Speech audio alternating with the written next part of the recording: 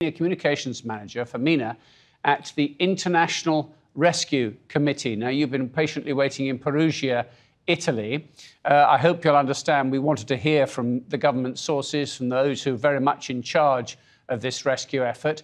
What are the International Rescue being asked to do or hoping to do? Good evening, Martin, and thank you for having me. Just to say that the situation couldn't be more horrific. We are still in the first 48 hours of one of the largest earthquakes that has hit the region this century, and that has done so much damage.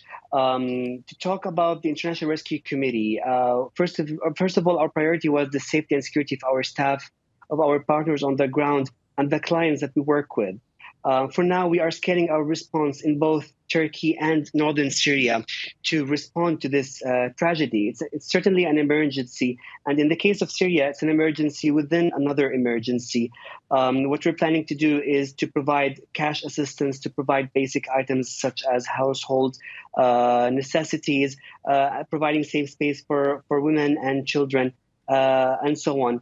That will be our main priority, in addition to providing health services, since the IRC has a significant or a big health programming in the region. OK, the situations, I imagine, in Türkiye and in Syria quite different.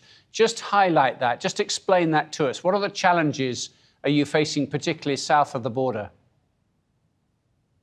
Certainly. Well, first of all, for the situation, the earthquake and the aftershocks has caused sufficient damage to the roads and infrastructure, making it hampering the assistance and aid to get to those who are in need. Not to mention, of course, rescuing and saving lives for those who are trapped in rubble. For our staff in the field, some of them have woken up at 4 a.m. in the morning, traumatized, not knowing what to do. If you allow me to quote one of our staff members, he did tell me the worst thing he experienced was the unknown. He did not know what to do. He was mainly just wearing his sleepwear, running to the street, not knowing what to do, where to go, and also searching for his loved ones. So that was pretty traumatic to hear. In our challenges that we've heard from our staff was the lack of internet connection, line receptions, electricity, as well as gas supplies. So if those families who have been directly impacted by the earthquakes, if they've luckily had their home or building still standing, they will go there, but they will be freezing because they won't be able to endure those freezing temperatures that are plummeting and reaching -0°C at night.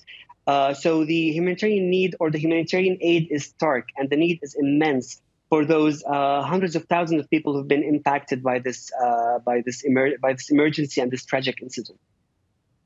As you mentioned, an emergency within an emergency. I mean, we're hearing how effective the Turkish authorities have been in using boats and using planes to get the injured out of the disaster zone and taking them west to cities like Istanbul. Now, that's not an option for northern Syria, is it? There are refugee camps there, and there is the medical supplies are the medical supplies. What can you guys do to help? Certainly. In northern Syria, we have over 4 million people in that region. Almost 3 million are displaced. 800,000 of them live in makeshift camps and tents. So you can imagine how devastating the situation is for them in these current weather conditions.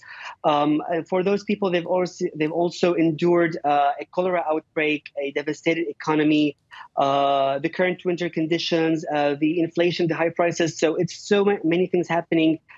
Again, it's a crisis within a crisis, and with the Bab al-Hawa crossing border, which is between southern Turkey and northern Syria, it's the only crossing point that is standing at this moment, and it's crucial to ensure that this border crossing remains open to have all the aid and necessities and assistance flowing to accommodate the needs and cover the gaps on the ground, because certainly the situation in Syria, for us, for humanitarians, sounds like it's more devastating. Yet we do call for urgent assistance from the international community and a ramp up in funding to ensure that both everyone impacted by this emergency, whether in Turkey or in Syria, do get the assistance they deserve and need.